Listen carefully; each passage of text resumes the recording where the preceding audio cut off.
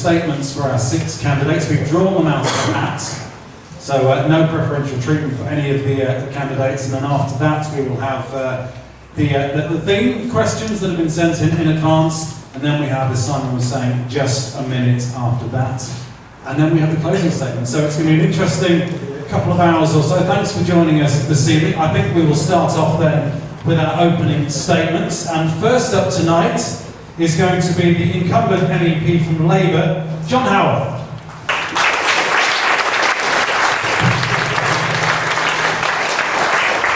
Thank you, ladies and gentlemen. There are only 2 parties who can top the poll at this European election. Nigel Farage's Brexit party and the Labour Party.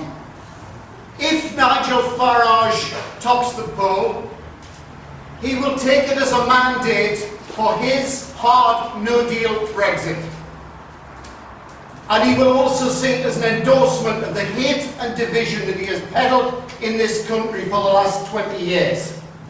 The alternative to that is beating Farage with the Labour Party and moving towards a public vote on a Brexit deal, because the Brexit that we have on offer is not the Brexit that anyone voted for. But the public vote will only be delivered in this country with the support of Labour members of Parliament, 203 of whom have already voted for that position in Parliament. Whatever the Liberal Democrats or the Greens might say, that's the reality. You cannot do this without Labour, and that's why you need Remainers like me. The choice is between Nigel Farage and moving towards a public vote with the Labour Party.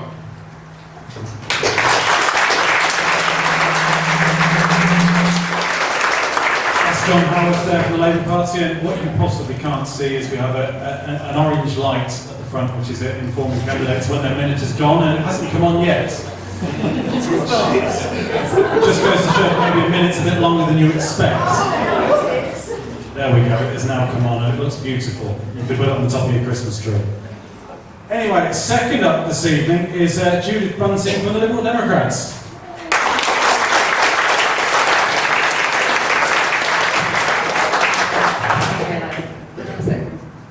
I will do that, I promise.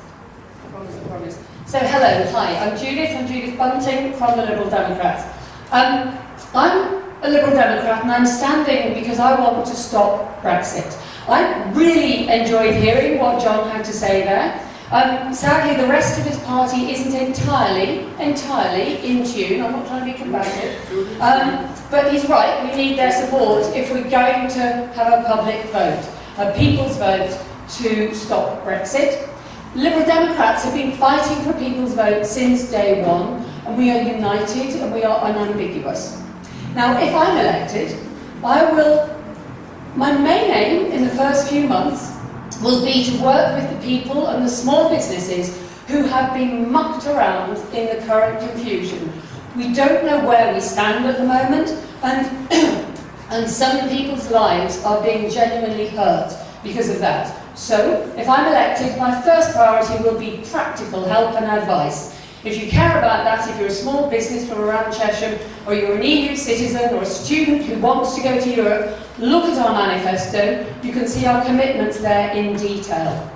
The second thing that would be my personal priority is the Working Time Directive. We don't have many workers' rights left in the UK. I want to hang on to those that are given to us through the EU. The third main priority is the climate change challenge. I'm going to have to bring you to a close if you just want to wrap very quickly. Can I have a wrap-up line, single line? But if you might usually vote Tory or vote Labour or even vote Green, this time, if you want to vote Remain, if you want to stop Brexit, vote for the Liberal Democrats and let's work together to stop Brexit.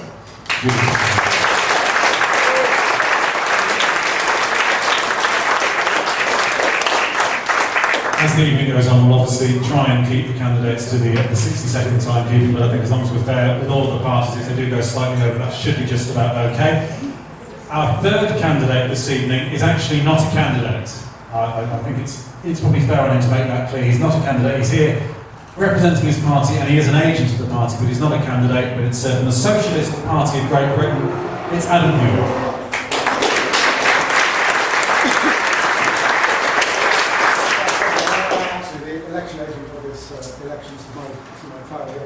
Now, the way people are talking about, going on about this, you would think it was the only issue. But what about global warming? What about wars and the threat of war?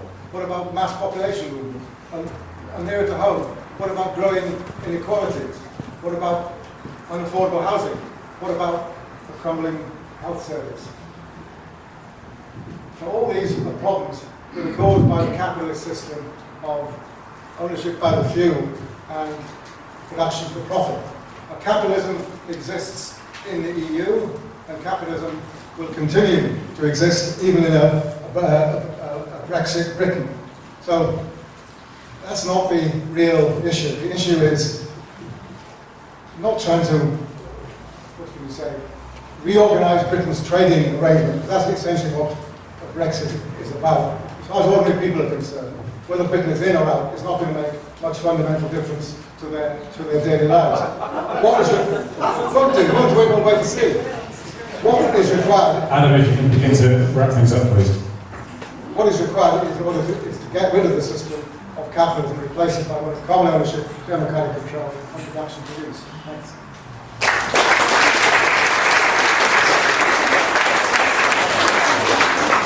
Adam Gibb there from the Socialist Party of Great Britain.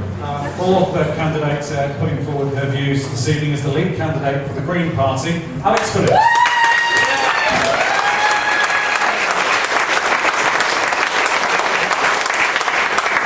When you go to the polls next week, Brexit will be at the forefront of your minds. A vote for the Greens is the best way to stop Brexit. We won more votes than any other pro-Remain party last time in this region, and we'll do so again. But a vote for the Greens also says that you don't need to settle. Now, there are other Remain parties, but behind their pro-EU veneer is a very different type of politics. You don't need to settle for a party whose environment spokesperson supports fracking, or whose defence spokesperson is a cheerleader for the Iraq War. And you really don't need to settle for one whose support of austerity, together with the Tories, sent shockwaves through this country and contributed to this Brexit backlash. You don't need to settle at all. Voting Green is about staying in the EU, but it's also about transforming this country and this continent for the better and for generations to come. Thank you.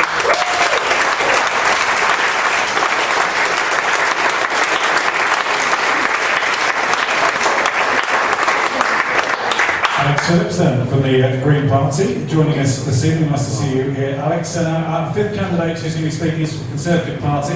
It's Sadikoglu-Novaky. I apologise for getting your name slightly wrong, which I said I would. Absolutely fine.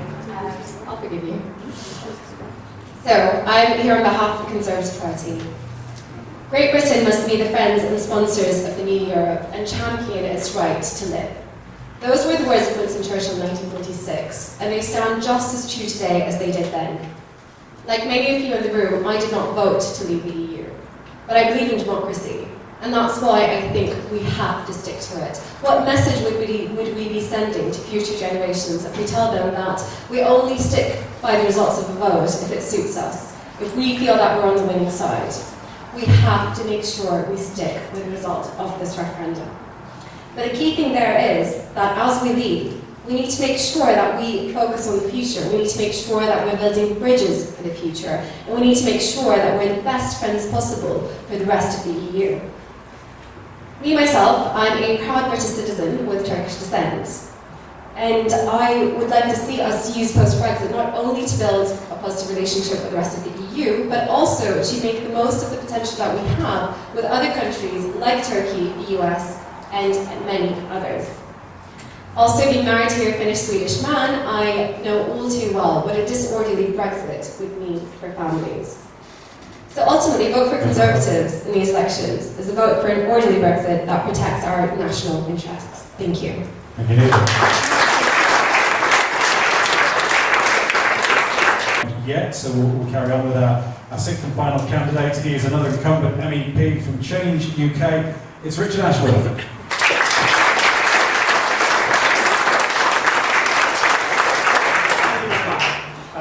I am a member of the European Parliament.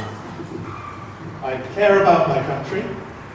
I care about my children's future. And I'm passionate about remaining in the European Union. That's why I joined Change UK.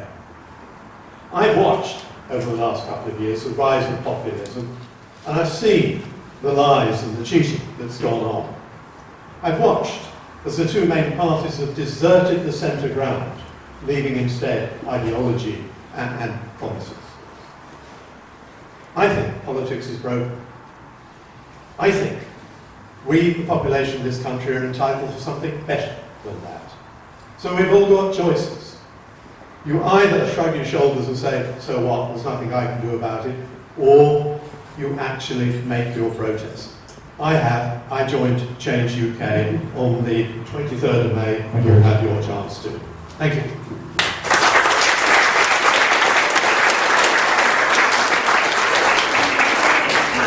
So that's Richard Ashworth then from Change UK. Thank you everyone who's here tonight for treating the candidates so far with respect. That's exactly what we're looking for. As Simon said at the start, we encourage some sort of conversation throughout the evening and some atmosphere, but it's important to let the candidates have their chance to get their points across this evening. We do have another candidate that we were expecting tonight, Robert Rowland from the Brexit Party. He's not able to join us this evening, but I'm going to read out what he's basically said. So we'd like to extend his sincere apologies to the members of the public who have this evening taken time out of their busy schedules to attend tonight's European election hustings in Chesham. Sadly, I've had to pull out due to a family business matter that requires my attendance. He goes on to say, I joined the Brexit Party about a month ago, having been a lifelong Tory and donor to the party. Now, like many other disaffected Tories, I felt the party no longer represented me and had lost sight of its core values and philosophy. In addition, the gross incompetence of the leadership during the Brexit negotiations has left this country humiliated. The country that produced Churchill, Thatcher, Gladstone and Younger is now regarded as a colony by unelected Brussels bureaucrats. Indeed, we could go on all night with history lesson, I've been a businessman and entrepreneur for over 30 years and have left politics for others. What has happened since the referendum result is a stain on this great country's global reputation as a model of democracy, and I've decided to stand as an MEP in the South East for the Brexit Party. And in the interest of fairness, that's his minute up.